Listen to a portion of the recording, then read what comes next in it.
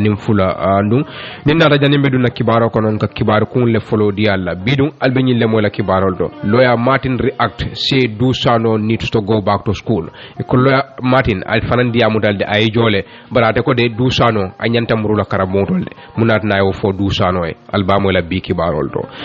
to albamo le ko gambe din tan anin saba migranol me an ko be Italy ye arrest le sante be bultole muna mu dalilo di albamo la bi kibaro to albamo la Lamin Kababajo me alon ko anene keta foreign minister nyimbanko kan a sonta ko nun tiaral si ako tonya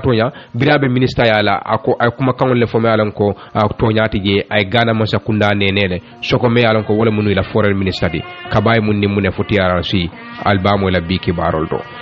to albamo la ko funding ke sabab ye alon ko ye samba remind membe janjambure kasola yetumi ko mobile ol membe ta fo mobile phone tan warwula anin saba ko wala sunya anin fen ko tawdu jumaañel le ñenti ya suña min tole albo fana mola bi kibarol to albamo la former NIA boss mi alon kan ne keta NIA la kunton kodi yankuba baji e ko atara fo kiti fula ay mel gagné abe mi alon ko anim banko be wala kono sainteng appeal court mun kiti sifal dem ñildi albo fana mola bi kibarol to albamo la NRP ya fofan e ko tel bitara lorine andu betara president fele ka ma koy ay to state house jumale diamute to yala albo fana mola bi kibarol to albamo la Tamsir Jasi me alon ko ya tombon nu komanto gappate ko no kake national president di iko ayala place o sayle monam po dalal loti albo fana mola bi kibaro to fana albamo la sirfo sonko ani IEC ibe kito men kono iko saybe pareri wa pareta pour ka kito nyun kundude lunjumale ba kuntula albo fana mola bi kibaro to nyin ani kibar jama wolle binale kata fotalantan anin fula damin sanyang Ibrahima Jara baraka bake kadun kibarol kono mba ko maslan standard newspaper wala bembula ko lawyer Martin reacts Dusano needs to go back to school Ahmad Jadama wala to standard newspaper ko human right lawyer mi alon ko atamo loyalty men kaji weroke hadama ding wala banko nyi kan lawyer Hassan Martin e ka mom wolti mi alon ko ala commandro wala to mi rol mi alon ko ay wala fo president Barola man sakunda kono kon nakare ni tapala ya bijele e ka yala kuma kan kuta yandile anda e bambandile nyimmu fenne mi alon ko anatana ne kabri wato mi alon ko men ka president o ya mari politique wala karola normal ko Dusano e ka Martin kuma ne ka fo ko natana nun ko kon nakare ni tapala ya president Barola man sakunda ko asa fo moliya ba min to ma fanne yayitande e ko Mr Sano amom molti mi yalon ko ay lawyer Martin and mi yalon ko politician la madi ay tonton pray ke modi mi yalon ko be to mi rol men fokan ko nakare ni tapale am fennet mi yalon ko be siarim president Barolo man sakunda ko non andu boyti la kata ko wollale ako mo fennet mi yalon ko kuma ko nga si tobendi wala yelondi yayitande e ko nyama fa lawyer Martin mi yalon ko fan ayitande ko am fennet mi yalon ko gambe dingol e manya ka president Adama Barrow e manya ka fresh mandat mande diala wala manya ka manda kuda madi yala ni president carte fa wala December karo ko yayitande baydi fan e ka mo molti mi yalon ko ala nyin kuma kan Dusano kera modi mi yalon ko ay challenge walantuma kera modi mi yalon ko ay tontondirola Martin ka fay ke modi mi yalon ko ala nyin tumirola men fo kam president Baroma ka fa la man sakunda kono nakare ni tapale abe jele o mo fendi mi yalon ko sa kata yo kuma kan londi yayitande e ko nyama fa Martin ata be diamu ka wato men ako gambe damale kam mo sodo mi yalon ko ka fan kumande ka president wala yamare atala no ko han kibar kayto abuka karano ayitande ako mole Martin mi yalon who doesn't know that what policies and programs are mo mi yalon ko ka president yamare o ma la man sakunda la sartol ni la tamandiri bulol mo munete ako gambe banko mo banko lati mi yalon ka suno warta bake wala ne ku ya warta bake nyim banko nyinka e ko loya matan yayitande ati ndanda ka fu wato men aka ngani men jike wala Dusano atamo molti mi yalon ka nyanda ka bukola yela folo ayta no sire school mo safo dindi won ka karam mo commencé dame atamo molti mi yalon ka nyanda ka karam commencé wolto de ayitande ako bayri ni yajibe Mr Sano's appointment as deputy political advisor to president Dusano fo tombo nyamen kala preke president wala yamar lala no malan ko de politique wala karola ako fa mu fenel mi yalon ko nakarelem andum fan ala do ko mi yalon ka bogol ke kan banko dingole amanka doku mi yalon ka sobe ata wala amanka doku kendede to wal kamen ko di service la ayitande o be nyama fan atende de ka fo wato men ako somebody who can even spell mo mi yalon ko fan akamunda la doku men fan babulo abuka spell no wala ta sefen wala afana mo molti mi yalon ko kuma kan mi safa men jogo mo ba nin memba fo tuba ko ngoda mi yalon ko fan wala mo nyinne mo nolti anim fara mi yalon ko fan wala super mail de kata fo atanyin mi yalon ko wallam kamunta apulti wol mu fennete mi yalon ko fan wol mu fennete mi yalon ko fan Dusano bu ko wol spell no wala fan amum molti mi kay ko ni mamum molti mi yalon ko ni kay wasa fene angale kan wala ata sa fene wala aytande aka skeno fan Dusano ata bu ka shine roke nim pen wala de abul komba ka shine roke wala mem tomti aytande o be nyama fa ko mo mi yalon ko fan o be mo wala ndo mo men joko mo sifa o ma de be kala president la yamar lati nyaadi la nyinin karo ke o be nyama fa lawyer Martin ata ndanda ka fa wato men ako series of issues ako jamal bije mi yalon ko fa wol senator president barolo man sakunda kono kon nakare nin tapale o mo fenede mi yalanko be man sakunda nyin kono la aytande ako nimbe seda folo fole ndel mom mo lede mi yalanko ngamoy le minister of health minister men ka jiwero ko jade kende ala karola aytande dunya wala ndo aytande ko the whole health department is corrupt ako man sakunda wala ndo waddi ala buri jade kende ala bundado nakare nin tapale abi jele aytande ako ni jibero ke fula jangu menti wala fisheries department bunda men ka jibero ke nyemuto la karola men kata je dame yalanko kaytol ko kay kibar kuma yaringol lansino la ko dangol yemanta je ako fana mu fenede mi yalanko nakare nin tapale ala ako sabanjangu mendi we have seen that procurement member den ni man sakunda la fengol sangala contrat ko kala ndi nyame man sakunda kono anike di nyame amu fenede mi yalanko fay ka di la wato do buje e buka bura silol lil sartol noma ako fana mu fenede mi yalanko nakare nin tapale ala nyimman sakunda kono aytande loya Asan Martin wala be diamu kande ako land ministry corruption ani nata nang atani man sakunda de mo lab fandala men ka jibero ka kene ko la nakare yan tapale ya membije membe den Dealings Money and Government Intervention kene ko la ka bulol mi yalanko ka won lo soroje mi yalanko buga ku kendete ako fana mu fenede mi yalanko be mu dalilol le mi yalanko mo safo ko nakare nin tapale abijele ako bayri ka wafiro ka man sakunda la kenol la yemel tuje pour yuro ko wala atra nun ko buka dalila barka ma landa kunna tola aytene ako president Barrow haven give vehicles president Barrow amu multi mi yalanko ngajele ba motol di kane mo me yalanko fang ala kalifajo wala nduma la sango be ka jo menna ni abe la nyu ka ngaman million nani si ako nyama fa mari ke modi mi yalanko nyim moto sinnano memo pick up odi aka ke moti mi yalanko akadi molla me yalanko damu mi wala la kilingo kiling million fula lang aytende ako disco felio ala boy balia ala wala boy pray fintinang aka aytandi molla kata be lankene monen tapa tilingol la aka aytandi molla nyi kodo nyi aka nyi motol samena aka bondi mintola aka law boyo nyi fana mun nakaren tapale aytene ako this are acts of corruption in government nyen mo fenner mi yalanko wole yitandiro kala ko nakaren tapale ale man sakundala tamandirol kono aytandi o be nyama fanga tindande ka fo watu mena ako Mr. Sano should go and learn to understand that do sano atamo molti mi yalanko anyanda ka burla ay karang ay ko wol nyim fahamu ko loya Asan Martin yayitandi atindande ka fo watu mena e koy ba foka watu mena tumirol to mi yalanko e wolfo kay place wala nyini president Barrow la man sakunda kono kabira mo soro dorong ayala bara president Barrow ka tula jalela ay ko Martin na be diamu ka watu mena ako mba fala le ko ndam molti mi yalanko nana man place nyine president Barrow bulu na balu kono ayitande ako he wanted he would have like to have me president ma kam da mo molti mi yalanko be la flan kanta sota politiko la karola pour ma politiko ka kem kono même kan fi municipality di bare ndam molti mi yalanko balanta ko nyinale baro be nyama fante mo molti mi yalanko nim president o problem man trandema only his competency I have issues with akamunda la do ko la karola ante mo molti mi yalanko nga sulo so do fananyala bar ko man taran nate ba yayitande bar kibaru mendi wala loya Asan Martin e kay ko mo murundi do sano kana kay ke molti mi yalanko aseta karang afindira standard bala fintita standard bala mba trial nga loya Asan Martin fon soro line on ni nga soro bari chokoro kadiya wololo da kono ka nyini ka kudo la malon ko wala be kering for presidential advisor malon ko ka president yamari ako amankarang ay tar nursery school mune mala daliloti ni nga Asan soro line on be kudo sedandi la nyeme malon ko ay wolle fo du sanoma la telephone be ringan na ya soro dron wala ni a chika dron ba adun la Mr. Martin be live King FM 94.7. Hello? Hello, line. I'm King FM live 94.7. Sorry? Nkombe kumandika King FM 94.7 and you are live. Okay. Mr. Martin Bid akamunda telebe ebe lead story kono standard newspaper where ye du sano label ko ay takaram bumoto ay karang munam dalilo de munana yanda karanna such a high profile personally iko ay takaram bumoto. Abaragalla min nge konton nge moir lalbe konton king efo moir lalbe tafo ko rong juma mubarak mbalbe konton na yejo lamin yalong ndol man na fang itol ko fang du sano jabile nden natale pour ka du sano I don't know Mr. Sano wala dia Sano ka karandi natale pour ka karandi okay. Parce que it's unfortunate ko nyim banko ika mosi fa dolle taminu ya lonko ila appointment on fa ta banko le murundi koma really momi ya lonko I have no disrespect for him but nama long anyantale trong ayetay I mean ning democracy la min abotad la min to a jam fatale okay warol anin Gambia dingol de tamu nin democracy kabirim be falingo kera 2016 so in that sense ka constitution and the drone Mr. Sano ala karambaria ya appoint from as a minister malong fa kanala sarali fon hanana ka ta ka sign le fon ka tompinde bar dannabe ko fola anyanta ala fanjibe bara yamar kirin don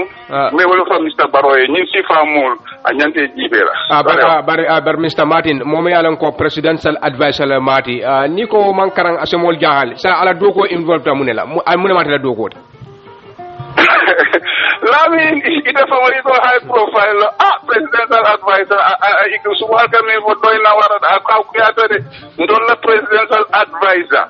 woldol hani imalong ika apulni orange sol spell nyami wolka sile ika muna yamar president na you know man ke advisor these are mobilizers presidential MPP mobilizers if you call them that in advisor Lawyer Martin akabunda du kabirin abe jabi kan kuma kan to mi yalan ko wala ako we have seen serious lawyers wala lawyers sobe wal men be banko nyinga wal man tra ka man sakunda jalay wal be la do ko wala ke kan kela clans wala well being ka will look after ako why are you following the government while criticizing them badly munati ne be okika ndol man sakunda jalay ndol natale to shape and guide our democracy. Okay. Momi mbeje hani bini la mtane wala la anybody mwin sita je ndol ba fula a banko tamandi anyama. Okay. So banko tamandi anyama akaku woman ke jalay road. Okay. Jalay road mu wole ni wuli taika morning wala fenke ndol ba ndol tambita ndol la marsabo tambita wala le. Ni Mr. Sano be moila nka wala fay ndol man na jalay rola. We have to make sure we hold government accountable, probity, and also transparent government. Ndolka wole nyini. So momo sita je along ko bi inin tol dol fanambe fenkel. But kalami molda. Bari niko Mr. Martin niko banko mantra taka anyama. What has gone wrong? Mune mantra taka anyama banko ka. Lamin akosi atale molbe milbe sirin bi ye fanjibe drong kabringa nyim banko falingo keka 2016 expectations were very high mobe ba fola ko sanyin kai anga gamia tamandi molbe balunya molbe free molbe ko yeke ko infrastructure yena do ko yena inflation yeji mano yiko $700 $800 so bari wo be le tata fonyo kono lamin bi molbe batarin ne bi ni ajibe banko be pinyarin ne worst of all ni ajibe kene ko kelo in discipline law and order lamin we are next to a failed state ni kal continue ajibe di momen kana dunjang il luntangol mol buke access mol buke long luntangol bi restaurant no landira jang wo kay nen lafta fo la bi mbe tarla jam bi fo banjul fo koyna ila statement to mi yalan ko wala yitande ka fa du sano e pro aita ay muru school aita karan does this suggest to suggest kan ne ko amum multi mi yalan ko he is not your type wala ate maj no la he shouldn't challenge you is that correct ndolbe legal minto afaratale he can go and be a mobilizer running looking for people for President Barrow. We are people who are going to shape and make sure that Gambians deserve what they get at least na dokol fondi institutional yetada banko yeloku so ndolbe legal ndolbe la minto anin dusano be la minto wo fata de ko sutani tiri so lafale wala tinanga ko muron karambu to na karanta do manding lamin nte lungo lunse dusano karandino what is governance and what is solutions and ideas to this country. Okay. Ni atra ni mosifal continue da wala ni atra ni mosifal lebe President Barrow bala bari da ko amankarang aita no street school wo mu ase biginaleti diniwul kata dami ni ya level wo nyama woto wo mosifal be President bala ase mune cosno with regard to governance anin banko tamandrinya as a state.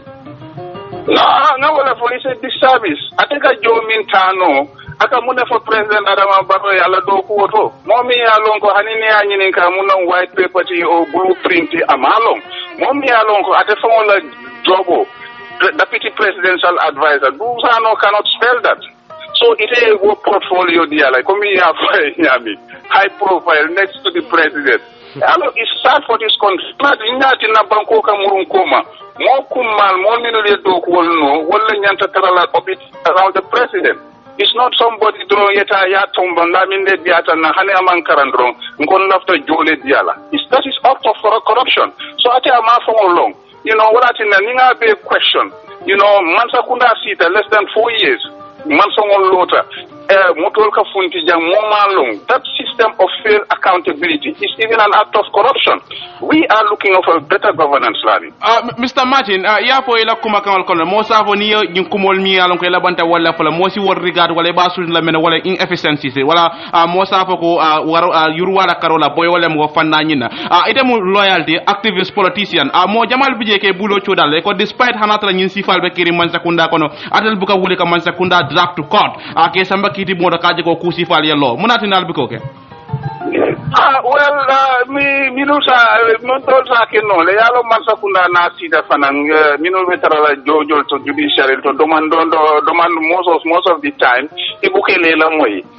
bika mirale dorong ni mota na ta janka mansakunda challenge you are an opposition na min for Gambia le nyanta tala nyato nim man do ko ke together Gambia te tala so it all for nyanta ke fanjibe I know they are good organizations they are long they're taking up issues with the government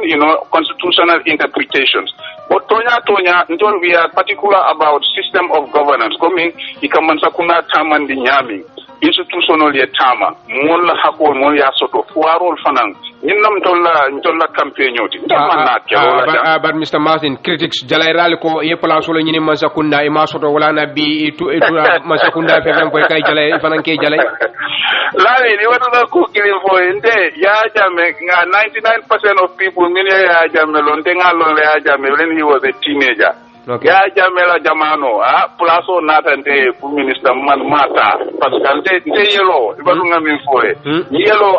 it's a matter of consent parce que nin dunda je ngalon ko mba fala prisonal be yele dulal yele na efenke mata parola jamano ngami foye ambuka kali politiko to bari kanyi foye ko kabrin Mr. Baro nga jedrong bala fa ko parce que ngalon ne ko really akonye idebe KMC neo frankola ngalongo KMC mata atonye KMC office obeje after nunda non ten mbara it's very easy hanibi tobi nin lafta iga paravan vagon fele ngaduma kono but in told we are up to standards we don't look to position we don't look to money let me repeat this ngafo dusa no nyole kodo bukan tol dol sanno ndol nga dunia jere ala inteso wasola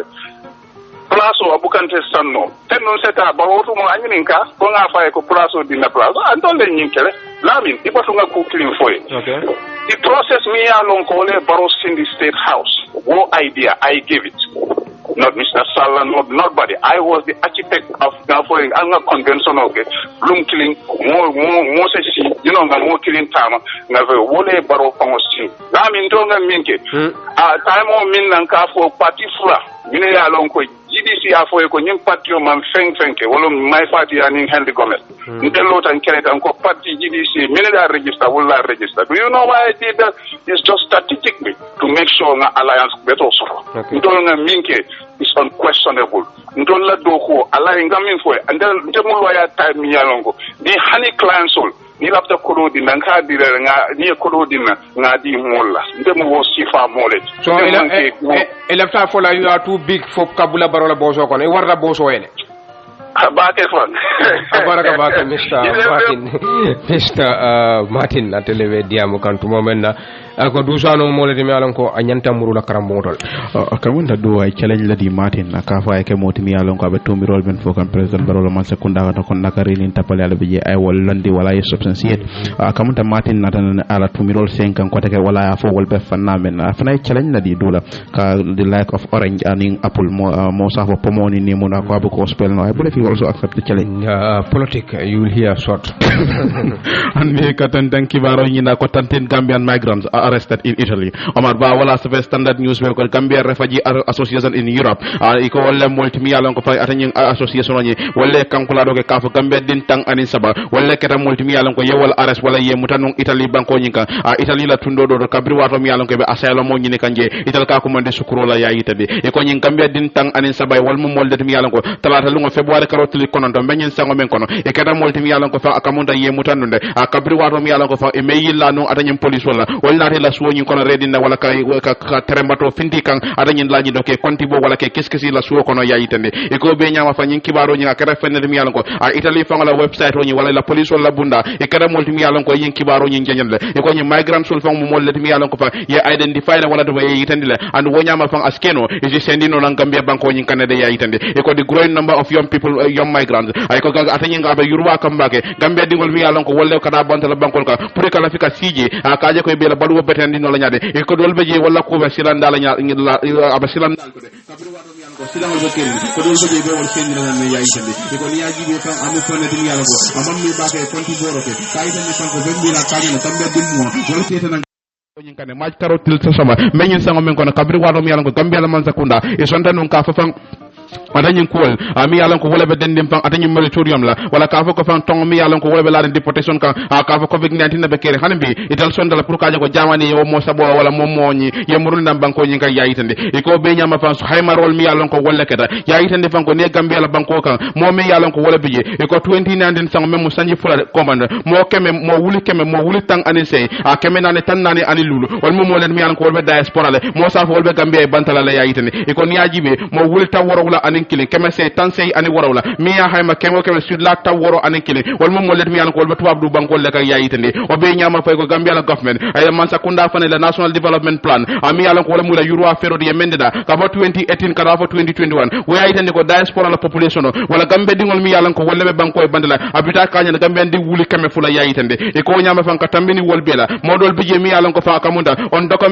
documented illegal migrants amol men yalan ko kayti man tra wala bulu ande be sabaden tuwab du banko nyin kane wal mom mollati mi yalan ka ni mo ko dagol men be jana ni ya be hayma be wasila la yayitande bari ko ni yajibe a lulo kono nano be akamunda wol tuwab du banko nyin kan dol be jewol mu refaji yelle wala bo banko nyin kane ka kayto nyin je yayitande e ko ni jun karo jibe ta serum sa memo 2020 de e ba tar la ko mo wuli muang anin fula keme se tan nani wal mom mollati mi yalan ko be Italy banko nyin kane mo wul tang anin kono do keme se tan nani nin kono do wal be Spain banko nyin ka mo wuli tang anin lulu keme lulu a tan sabani lulu wal mom mollati mi yalan ko be jaman banko nyin ka yayitande e ko UK Office of National Statistics estimate ay UK la bunda mi yalan ko wala ko kontro ke molla ay ko yoli yayitande ko Gambia di wuli muang wala be Angleterre banko nyin ka yayitande e ko nyamba fan studies wala calculation le me yitande wo yayitande ko mo wuli tan saba ani woro a keme mo wuli tan saba ni woro keme fula taw ku woro wala nin kono do wal mom molet mi yalan ko bon migrants wala wala wal mom molet yalan ko ma wulu Angleterre banko nyin ka bari be sabatri ngela 2020 yayitande e ko be nyamba fan 2019 itandiro kada ka fo ko Gambia ding ka wuli sey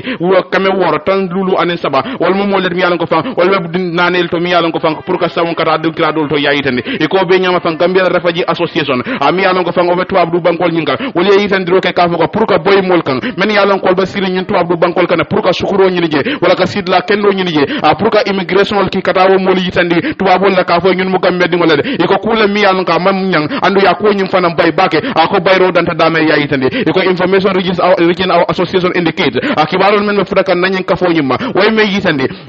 wala ñun mom molet mi yalan ko ñum mo tang anin sabo wala kada molet mi yalan ko fan ye aras la anu kabri ya samba ila stamp ila passeport bala ya stamp wala wa yola kajede way may yitande wala ñun mom molet mi yalan ko akamunde ba silo la kande lolu sinano la ya yitande e ko be nyama fandi action by the officers ay ko ñin Kenya mi yalan ko wala kada amu kulet mi yalan ko manyang anu Gambia Refugee Association ba commando ke ka fo danyanda ka ñin ko ñinal ya ko ñim bay bake pour ka je ko official wala man sakunda la do kulal pour men ka bo jankata bantala bankol ka second ma Italy kada Gambia no yitande tuwabo iko kula manyang andu ya bay bake fana yayitade iko statement kilo ngome ya sign wala ndiya mulati ya sonko membe nyinka fo nyingo e kabe commando ke gambe no la mi yalan ko wala Gambia la man sakunda la pour sika multi bi yalan ko yefonyo pour ga immigration ki banta la bankol ka men joko Italy Switzerland anen Germany pour ga gambe no litani la ke sedina e ka ko si fonyo manya nyina aytane ako this is not what we expect from our government nyim manke kudem yalan ko ngoji ko ngoro so na man sakunda bula aytane ako our brothers and sisters in Italy mbal ko romanyol nim dokomal nim bar musol no Italy e mum mo ler mi yalan ko fan ani men be tubabu banku ko dem ka ani diaspora be e mum mo len mi ko yanda ka sala man sakunda la tanko ko la yanda ka man sakunda nyande fasala ke tankani anen ke wakilinde kaje ko si balu nya kendo soro nyamen aytane ako we therefore urge the government to stop accepting such deportation me man sakunda ko man kan ka fo ye dandiro ke pour kaje ko ka som ka mol sendi na banko nyinka wato wati ne ko man doge ka fo en lafta ka mol sendi na e kana sol ye balang aytane o be nyama fang atinde ka fo wato meda the government should find a solution to the situation of Gambian refugees man sakunda nyanda ka silo la nyine men yalan ko wolle be bantala banko kan andu la sio je aman ke fendi mi an ka ba sabatri mbage wala ko mi la sukuro nyi mambamba ya silo nyi ka je ko be tunulo bankol nyi ka nyaadi le ataran wala be dunnulo bankol nyi na ko kono nyaadi le je kaytol soto no ataran ko mamantoro soto yayi ne e ko fale dipotisa men yalan ko bo wala senina gambe la mansa kunda mu moladi mi yalan ko ni e sendi nan gambe bankol nyi ka e mu moladi mi yalan ko nyi moli ka men sendi nan e ke nyaka si wala and wasabu mo jamal bije akamunde ka tro mala ko wala ka ni kuya ni toro ni kuya wala ka tara lari ka fam fatam fan so dol bije mi yalan ko kan le ka ni be kabilo dol kono yayi tande and o kam melle ka wala mantoro doron yayi tande e ko taman sero mu mendi wala modo bije mi yalan ko ya boni nan tubabu bankol kan kabri ata sendi nan gambe e ko ya na tumi kaya fama la fa be kama sate kono yayi tande and o kan ko mo central la wasko region yayi tande e ko we therefore condemn this trend yin tamandir silo amu fenen mi yalan ko nga ko nyim bay bake and call for an immediate stop it an ba fola kan ay tariata nyame ako nyin sidang ko association nyi dandar la roke nyi association membe diamu kante membe gambia refugee association de membe diaspora e ko be commandro ke wala membe tuabdu e be commandro ke ga no be yamar loke ka fo men yalan ko fana wala be asala mo nyini kam bantata bankol ka wala be sukuro nyini kanje ka fo fana tika modi ko luwa kante la yake wodi de andu ye nyalo sinkumba kan kela do ko wawe men je yayi tande o be nyama fay ko be commandro ke la a gambia ni jaman government a pour ka je ko se korosiro ke kukede a quand même ko ne position people wala ye lod lami yalan ko yowolta pour ka je ko nyin ko masirata ku wabe dan wala nyaade ani men beje ke tankandi e ko nyi sa siren kan koros ya jibe narra num ko yo kayto nyi yo jibe ya koros kuke e ko wol fay nyokan e ka se keno fenti mi yalan ka be dan diro kelal de nyin deportation ko wala nyin kambian refugee a ko nyin a wala do ka mol sendi na bantala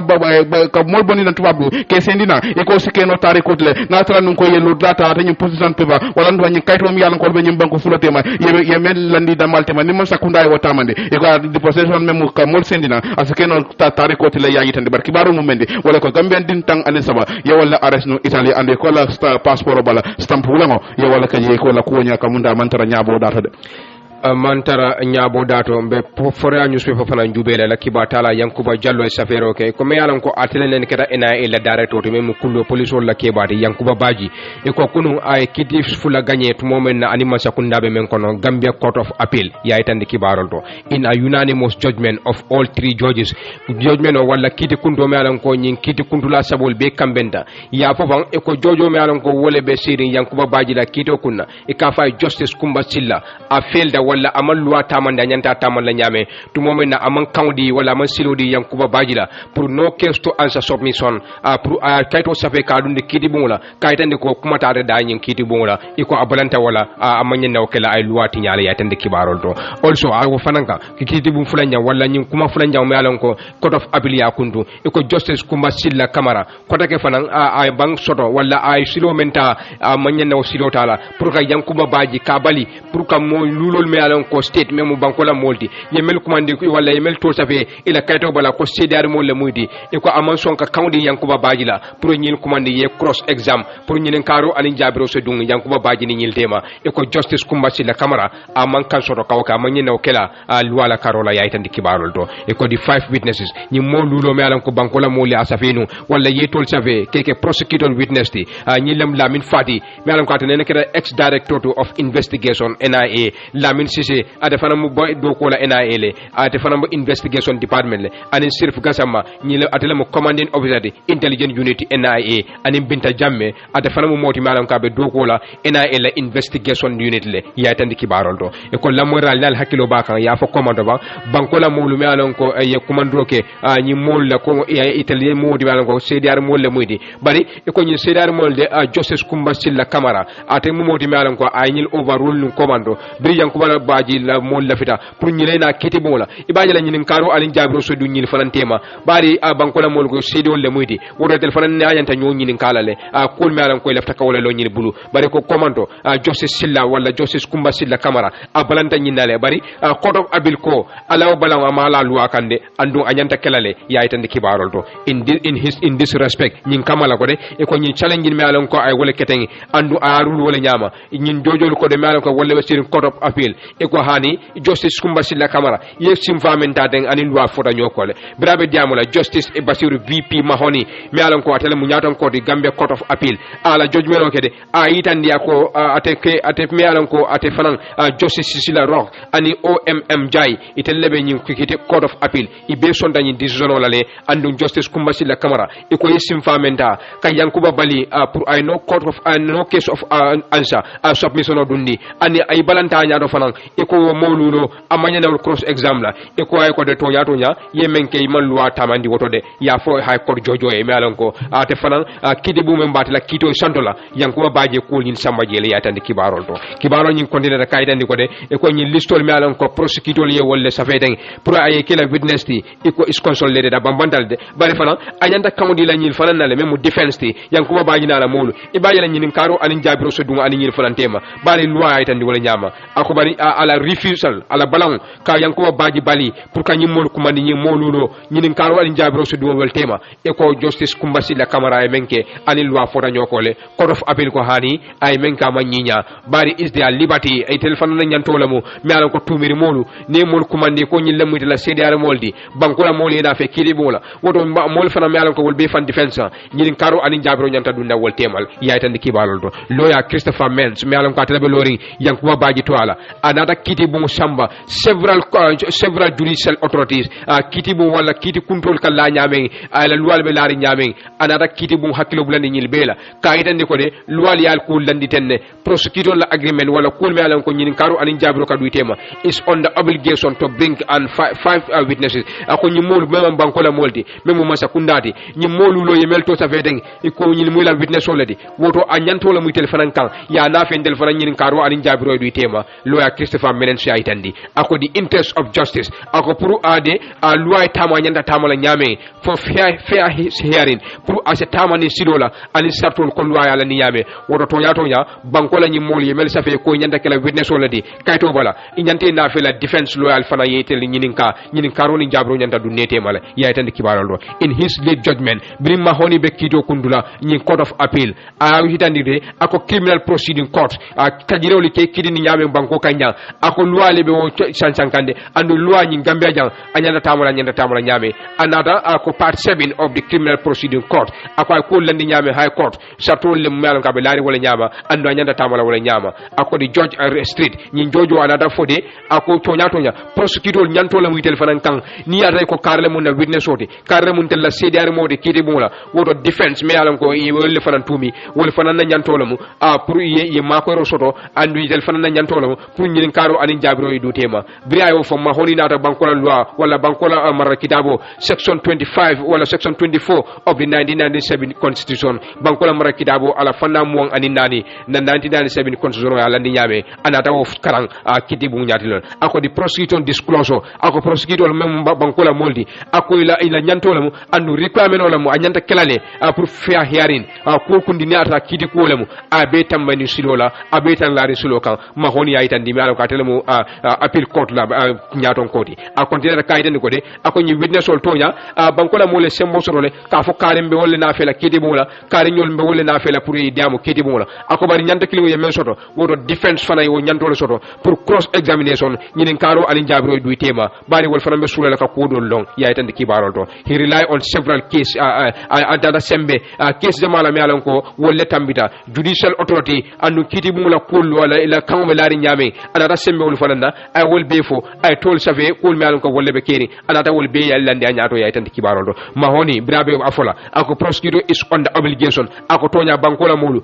nyantolo ma alkan ale nyi witness wol nafe boxo kono jang nge cross examination wala nge cross exam mi alon ko be bola defense le bulu tonya wo nyanta kelale wodo justice kumbasi la camera ye mem fo nyama aka munta tonya e ni loi woni loi fota nyokolle wodo tel ba overrule lale ntel bi kuma kan boyndi lale bari ntel lakidi bo be defana na kidi bo nyaato memo appel court ya itandi kibaroto justice mahoni abe diamu kan hanisai ako prosecutors has no good reason to refuse defense request ako prosecutor memo bankola moldi imam cdr soto wala imam dalila koyna fi membetel balandila ko tonya defense manyana nyinkela wala defense manyana nyin tamalla ko yanda tamal nyame memo yankuba baji la moldi ako he said the high court ako banjul high court malan ko yankuba baji anana mol bolu kono ye kurol men keteng ye sirol men yitandi ye witesol men to safe de malan ko bankola moli nafi woto nyantola mo nyim prosecutor fane cross exam baji ya mahoni ya itandi justice mahoni ko de prosecutor al nyanda nyin kul kelale anyanda kala nyame ay itandi kibarol to brabe diamla no kesto answer submission wala wala yankuba baji men fonu commando fo high court ako kuma tade da bari brayo fo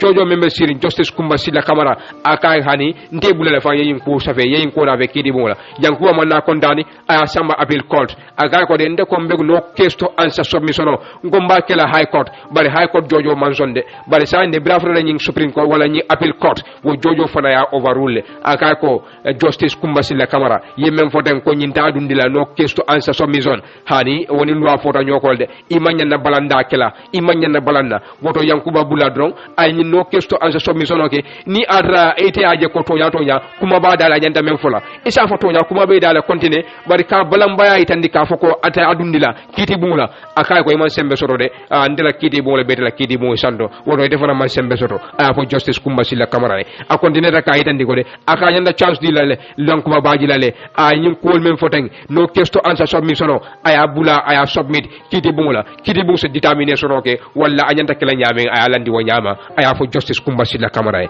ako he said ako anada yini tandi ako nyum ko mi alan ko ay wala foten nyin kiti bum fulo wala kuma fulo high court balanda nyin mella ako wol nyanta kelale nyi high court mi alan ko de justice kumbasila baranta wala ako yankuba council le pour nyi molulo mi alan ko state prosecutor le mudi yemel to save nyanta examiner cross examination nyanta kelale nyin karo ani jabro nyanta dunna in defense temale and no case to answer submission yankuba baji kabe menkela ay siro sorole ay council la nyanta o kelale bar sa na okay count da kiti bum la bulu ka ditam fo nyinde tonya yankuba ka men fo fañente lala wala nyama famañen lala wala nyama ay tan kibarol to bri bala yin kumo bambandila akiti bum kuntu ñol wala a joji ñol mi alam ka ni wolle be court of appeal justice OMM jay mi alam ka de farambe court of appeal ay ñin ko bambandi ma honi men foten aga ko ma honi men fote nde farambe ko le bambandila ñin ki banko la mol memu state ye obligation so de ñando so le pour prosecutor witness wol ni nafe ko ñe cross exam wala defense cross exam ñin karo ani jabro duitema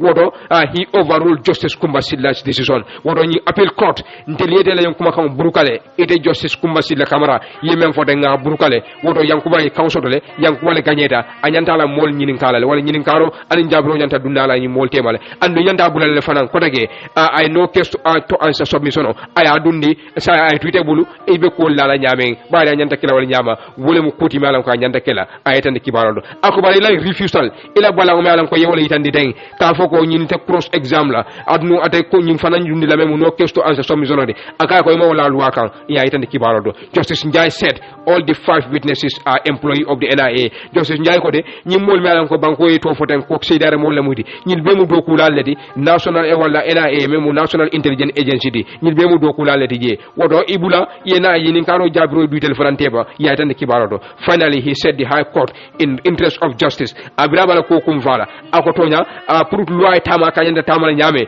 wodo is vital in witnesses and witness wol wemu sedar moldi ñil kumara baka ali nafe justice hadi Sisila Rock ade fanamu jojolde appeal court fanam be laari ñim ko le kande akotonya tonya kumbasila camara ruling menke etel balanda walal de etel memu court of appeal jojoldi e ko loi ñing wala jojo ñing ay kido kundu nyame ama ñi ñawo ñama ako there is an obligation on the prosecution to make full disclosure ako ñantole mu bankola mulkan ye kol be yitandi anyanda yitala nyame ñin kiti bu la yitandi prosecutor should not be interest in the conviction at all time ako bangola mol mem masa kundati imanya tan la lorin du ku kilin kan pour ka kito e mol boy dron edel nyaabe til ne wala ako hani ma yina kila nyaabade sirol ni sardol lebe kiti bu la ko nyanta la nyaabe o do alinga tamo nyaama for the interest of fair hearing pour kiti ndo anyanda kiti la nyaabe luwani sardol yalla ni nyaabe ay sa ja ci tamo nyaama ya tan kibarol to kibaro ñu continue da kayitande ko de e ko yankuba baji nal hakkilo ba kabe kito kono me alon ko de kito ñing ay ya tumi menna wala mo faldi ani ku kote on tajiriyali ani mo konando kote wala mo say kote me alon ko yetumi saybe kito kono barata yankuba baji commando high court akode no case to answer submission ala tawole dundula kayitande ko kumata da annum fana be sulala bankola mo le ñi 5 witness wol men kumandi pour ñi karo ani jabiro sedu tema bari high court jojo justice kumbasila camara abalandan wala la ko hani wote kela bari yankuba manna kontande afila samba appeal court me alan ko wala fanambe high court santo bari ni high court wala da kawdi yankuba bajilale e ka ko to nyalamu yemem fa nyanda kelale e ni cedar mol me alan ko bankola mol ye samba je ni karo ani jabro nyanda dunne ni nyil temale andum fanan ni high court wala ni no case to answer submission ye council pour ka dundi sabe tulak lo yale bulu wala jojo le bulu ka ditam wala mune nyanda kela wala atayibu ko landi la nyame ya tan kibarol do kamunta Yankuba Baji nyilan sinya fulan nyawde kabira wala case win kan the court of appeal force one almost stay of proceeding na wala kamuta roge prokitio nyin kana tenten kabiro kera taranum the same court memo court of appeal they rule in his favor 3 judges sol nyimbe kambenda ka kitio tay na ala favor sek amorta je kotake comme ya fo nyame membe dending ala not case to answer submission nyinga la faka menkeno kiti bo nyanda donc pour ka bankola sedan nani wala lolo ka wal fana cross examine wala ke nyinga akamonda kiti tela bembe high court abalante wala court of appeal yo wala ko nyi fana overrule okay ya overrule for the third time me alon ko justice Kumba Sil Kamara aka wala balango itandi silo do la me alon ko Yankuba ko la lafta wala tamandila aka balang abolo kono ko ya fo nyame ko kito manyana continue la janning ko be bola supreme court ikay ko hani kito nyanda continue dal ko take fana Yankuba sulata pour 5 people me alon ko mo lulu me alon ko state la prosecutor state la witness wala mudi sedare mo la mudi pour ñinen karo anin jabiro su dun defense ni wol farantema abalanta faranna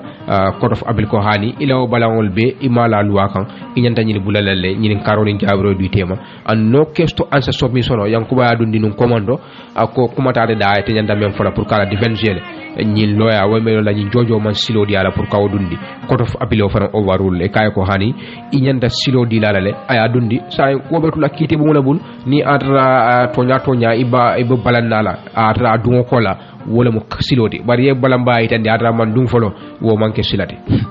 hanmi katan den kibaro la government slice 500 from covid-19 test fee standard newspaper wala asafe ka tariyata nyame aninga commencé gambia la man sakunda wala keta moti mi yalan ko be talaro kala ya kolo mi yalan ko wala lande ko ni be banko nyi kay ngani soro pour ka tama kata bantala banko la wuli sabo mi yalan ko be wala jola pour ka testero ke ka je ko fo coronavirus man te be la famantere e ko ya talala kemelulu ya wala boni je sa dalasi wuli fala dalasi kemelulu la yayitande e ko nyama fa niyo hayma anin dollar kanyana $50 sabe kala walti yayitande e ko nyama fa nyin decision wala ndo nyin load la anin membe kanyande wala ya tembendi memfe wala ECOWAS la recommendation wala na sudirol mi yalan ko e wolleke kaje ko coronavirus la menyin tembo men ba mala no la nyaadi la sako mo fe ndula nyin triji karola ja yayitande e ko nyama fa kabrin covid-19 memo coronavirus te kabira mo man to rola dunia be kan gambe mo bankulati mi yalan ko amatuje e ko nyama fa gambe be banku dandawol kono mi yalan ko wolbe dunia kono men yalan ko fantastero men ka ke molla hana burutu buka nyinen ka ko nyinto yayitande e ko nyama fa fama me bake natana ada nyin da ko landi membe denni hotel wala ka fogo momo mi yalan ko wolna la quarantine wala la sama hotel do imari fa wala ba jola yayitande e ko nyama fa tani rising cost of medical equipment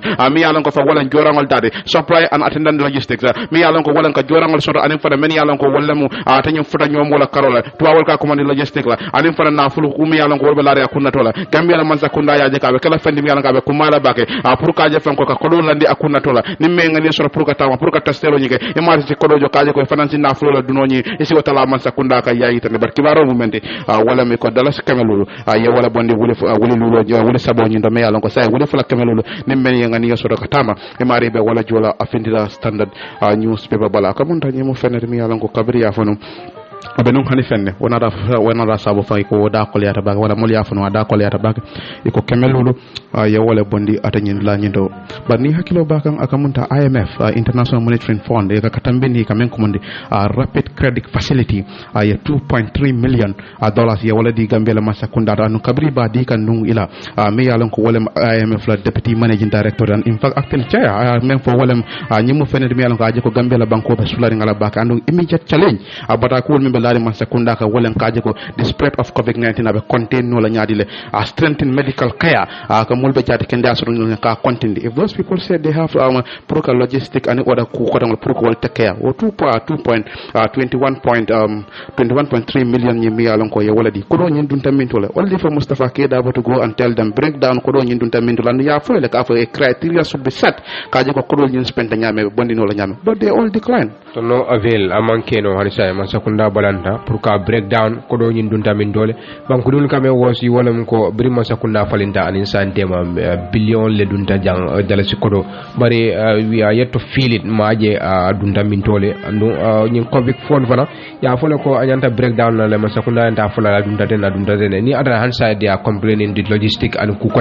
after all that money men dunta jang hand side mo se hakilos plus akamunta to nyin manita but I think it's starting something like that me along Gatland deputy managing director member wala managing director member IMF ay ngine fo kabrin ko do nyindita ako it is important to establish appropriate criteria and reporting requirement for the use of emergency spending and ensure that COVID-19 related operation and outlets undergo a full independent audit to enhance transparency kamem fo wolem ka be ko moyala bake pour sartul yelandi COVID-19 member den nyi ko do na spende wala be lola menkan na findita wonyama ya konti boro ke pour ka lankene mo sabatinde nyimu fenete mi yalan ko we can say the government have failed. Indeed, they have failed it and nyanta wo bulala le nyanta kol bondi la nyoto le banko dingul ya long nin ko ye kol bula banko dingul la wala wo ku buruto dunda dawda banko la kodo anyanda senala banko dingul male andu wote keno ni atra man sekunda man commitment oke kala la fo itandi ka transparency be mulankene moti abe kala nyaadi la man sekunda tawandri nyano nga continue kibaro la nga point newspaper faranci ka kajube la kibatala Mamadou Diawo ya safe ko magistrate Umar Jabang membe Bansam Magistrate Court atele funding ke samba remind funding ke samba remind kasola ako kadun anyin mu molti mi alan ko ye mobile tower wula anin saba ye wolle sunya memu nyin smartphone olti anin fen ko dan jama mi alan ko wolbe mu na fulolti ya tan kibaro do nyin funding ke mi alan ko ye wolle samba remind abe wolle kono Abdoulaye Mané Mohamed Lamine Bité ani keba tambedu ñin mo modi malan ko ye samba remind tuma mena police prosecutor wala police wala kitindira inspector kemo way mané a balanta pour ye bail a fofan ako niye bailo di ñim fondin ke wala sandeng aka munda police wala kisko suro membe taka sandeng abe o tardendele andu aso la sindino ya tan ke barado the accused persons bail could hurt to their interference ako niye boil ay te kisko suro malan ko ba kekan ase keno abe wala njurlalde andu wala abe o send la komale ya tan ke barado ñim mof sabol malan ko ngay to faale teng malan ko ye wolle tumi men ena take charge banko mara kitabo section 252 of the criminal proceeding court banko mara kitabo ala fanna keme fula tallulu anim fula ka tajirol kitindi silo menna ye taji walla andu ye sama dame fa wala Bansam Magistrate Court anyi Bansam fondin ko malan ko ye mudaten ye accused stealing la sunyaro e ko memita mobile tan saba ani mobile tawarula ani saba memo smartphone oldi ye wolle sunya 33 MSP receivers malan ko ka falle mu yewol fana suñale 75 data cards yewol suñale 100 USB 147 memory cards ani mo fen ko tan jama mi alam ko abita fo 7 bluetooth speaker e ko ya ko do be yirika ñi fondinki wole men suña abita fo wuli keme saba tan say ani say keme taworo ani lulu ni abe yirika be uta wolleta accordingly wo kamala ñi particular of the statement of the offense ye ko landi nyame ye tumi ko de match karotil nani 2021 Bansam Maraseto ñille tata me alan ko abe Central River Region Republic of the Gambia itada modola bitiko kademe ka fa Ousmane Touré kanyim fewol be suñaje talan kilin suto wato la kada talan fulakan wo kamalay ko ye banko luwati nyale wole telefon si kiti mo ya tande kibarondo the three accused persons were therefore reminded in mile 2 wala to state Janjanbureh prison ñi mul me alan ko ye wolle tumiten ina te remind Janjanbureh prison match karo til fot match karo til mo anim fula pour la kito e continuer ñi reporter wala ñi kiba tala be abe kul kafkula ñoma a fafan ako police wol sain dem fan ye ko mobile phone jama wije me alan ko yewol recover bari famna ya fokan membita fo 1500 ye wol fanam suñale wala ye wol fanam recover me alan ko yewol mobile wol wafi wolle la kili wokili mobile kili wokili ya falling wala ya wafi $1,500 lela Bansam sato kono bari mobile jama wije sain de ko yewol recover ya tande kibarol to hammi katantan kibaro nyina Standard newspaper wala bembulu hani saying akamanda kibar laba memba bala ko Tamsir Jassy resign as GAF national president Omar Ba wala safa Standard newspaper ko Tamsir Jassy mi yalan ko kunu ngat lekeda modi mi yalan ko ala fonyor letter to babal kamen ko letter of resignation akada modi mi yalan ko landi ke fonyo place odo abe mento membe Gambia Action Party pour ka kela national president dan ko nyim place oni sodo karifula commando war han karifula ma ka nyim place oni to yayitande e ko nyama fa letter o mi yalan ko ya safa kada gabla administrative secretary kan e ko Jassy amu molti mi yalan ko ko mbe yitandiro kala kanna fonyo bo yitandi Gambia Action Party ko mem fonyo kanne kabo bila ayitandi wonyama fante mo molti mi yalan ko fa kamunta manta bendul nada alla fa kamenke pour ko kenna banko nyi ayitandi ako wonyama fa abe kala nyabuñare akara nyabuñare pour ngaddo ko kala pati nyindo andal mo molti mi yalan ko mbed wala le nyaato tala e kaya foya ko ala baraka wonyama fa ko Gambia Action Party la nyaaton ko Musa Ousainou Yali Bacili e ka mo molti mi yalan ko fa nyi yurwa ko nyi a sabade Standard newspaper ka fo Tamsir Jassy amu molti mi yalon ko ay fonyo na party to même Gambia Action Party ti yayitande e ko Tamsir Jassy ate mo molti mi yalon ko a wuluta 1957 sangol la Banjul anda kada molti mi yalon ko dara St Augustine High School le da mi yalon ko fan kabira parita ay do ko Gambia Airways a domandinke jandi wato mi yalon ko fan abita ka fayda yurwande wala ko nyaado ta nyina fan la karola America banko nyin kay yayitande e ko nyama fan Jassy ay do ko ke fanna jamal do da mi yalon ko fan America la Navy to ay do ko ke jele anen dinkra jamal bije anu karangola bunda fana lonta fa hamuta bake da mi yalon ko master's degree wala babul in terrorism and homeland security pour ka ko tajirolo ka kala nyame anen fana banko la kono ko banko la tanko e ko mo fenen mi yalon ka londi lukari ngo sotoje baro be nyama fana bachelor's degree la babul criminal justice tajirolo la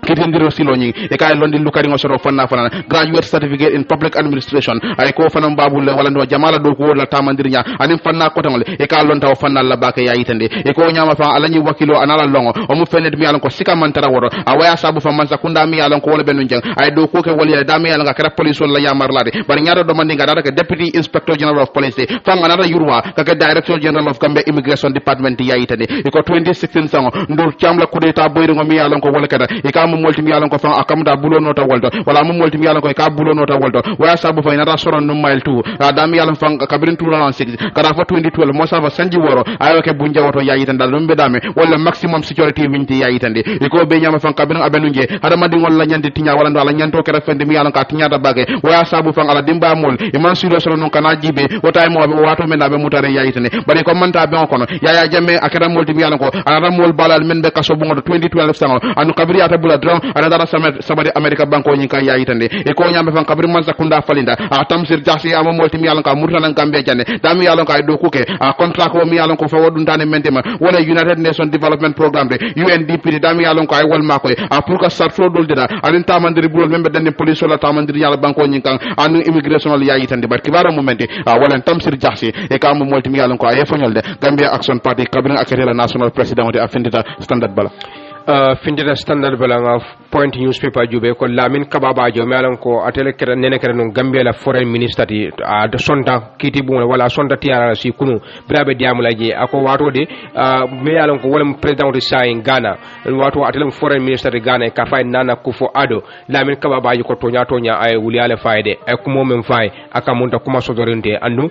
Gambia la involvement wala Gambia la dabulo 2005 masaka me yalan ko wala keta Ghana din tannani anin nano la jang akoy même fo wato ako toñati je Lamin Kababajo aytandi at the time of the cover up ako bri be singulo la nyinkan Nana Akufo-Addo atele mun Ghana la foreign minister di anu sandem van atele mun Ghana la president di ako signa jama wati jama anu wonata banko kanjang pour ka long ada banko dimulu men late kam banko kanjang ila kolbe lari nyaadi le ako bar kese mambo jabato Lamin Kababajo aytandi brabe diamula letaroto Mr Kababajo faway men safe ako de ay retaro ni receive wala te feedback la soro kuma kama soro me alon ko kabona Ministry of Interior minister bunda me marta banko kono kol be laari nyame ni migrano ko be laari nyame akade fana wo letara kilu ay wala sen Ghana mo sakundaye ya itande kibaronto di current Ghana Football Association wala di current Gambia Football Association president me alon ko Lamin Kababajo sandem van atele marta football la nyala banko kanjang atele mu le president di a fo ni commission ko de ako ni le kol me alon ko wala keda den ako tonya de Ghana la foreign minister wato memu Nana Akufo-Addo ti ala la fo itandile ila frakis kisuro menkela no ka itandi Ghana de wolo yemanta no nyaadi banko kanjang ako about 2 letters ay natal letter fula safe Gambia mo sakundaye kay nyinin ka kodo la kisuro be laari nyaadi le abara ite la respond momendi 2005 and ate respond wala ate na safero ke 2005 wala kata 2006 ka akate o safele de at this juncture ako brañu kuma kamo foro let council me alon ko wolebe TRC esaf mbay fall ana dal letaro nyim findindi a karangate fawnyato ako Ghana authority wala Ghana mo sakunda 2005 ye même faye wala ay kuma kaw même fo Ghana mo sakunda yalon ko kuma lo melan ko tonyati je false information lamu wala kuma lo melan ko tonyati je esa fali afo Lamin Kababajo witness o sonda ko ha tonyale mu nyin ngani lonne bri nyata nyi lonne brin tiara silota ako wato no ngalon ko tonya ngakuma kaw même fo no Ghana mo sakunda ila demul la saya men kada nyim banko ka ako tonyati je bi tonyati je sini Lamin Kababajo fonksonda ni letaro me alon ko migrano la kuba kono a findita akode e ko ye release le Ghana dingul release le humanitarian ground hadama ya nyanto la kola ako toñata ako kono awuliyalem Mr Bajo fa wa itande Bajo ya fo ako toña esa fa li men foten ka fo toñata ngi kuma kankon ako ha toñati je itande kibarol do if I met a Ghana president now ako ninga Ghana president de bitilola la America ba yole be diamu kande ako memem fulaye mba bolo selele mba fulaye ko fan yara fan yaya jamme memenu siri njang wala fan e kawdi pour alla Ghana de wala ke masaka wala ke be fañi bango kan la America ba yo ka be wala fulaye I feel very bad to send false information to my Ghanaian counterpart ako nyi katambulu la nyi ngudi wala akatambulu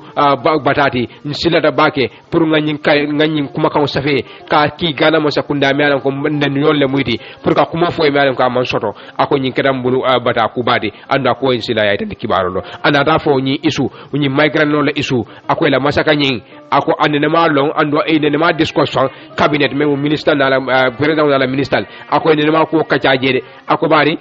ko nyi be melari nyi information on nyi ate men soto 2005 aka wala sen Ghana ma sakunda ako bar tonya amalo non ko tonya ti jede bari minister of interior ye wala fate ako bar santeng tonya nani Ghana la président benda aba fulay ko ngamen foyde tonya ti jede andum bal bolo sayla ya jamme wala kawdi nun pour kala mol faji banko kan kababa joya fo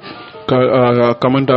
kibarol wak bijambara kamanta wato men to jaman siya ko de kan sijin kankular kilongo dundiro